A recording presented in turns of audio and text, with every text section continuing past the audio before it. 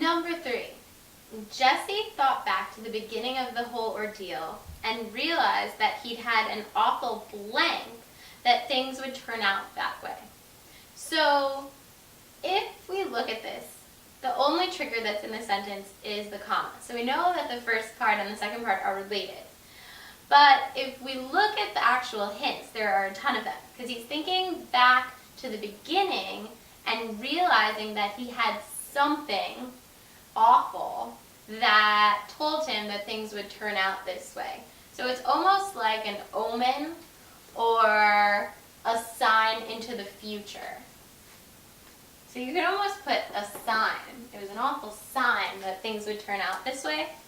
So if we look at the answer choices, we have obsequy. So that I would gather you have no idea what it means. So we're going to put a mystery there. Then euphony. That's probably another one that's a mystery for you guys. Premonition. That you might have heard of. And a premonition is like a thought now that leads you to something that's foreshadowing the future, which is clearly along the lines of what we're looking for. So that works out. Then we have predilection, which is something you don't know, but is definitely one of my top favorite SAT questions, so you're going to remember it. And then profligacy, which I'm also sure that you have no idea. So this is an example of a question that the SAT uses as intimidation. You have the correct answer surrounded by a bevy of crazy hard words just to scare you away from attempting this question. But the only word you actually need to know is the correct answer, and it's one that you probably do know. So the correct answer here is C. Of the words that you want to know and remember, predilection is definitely top.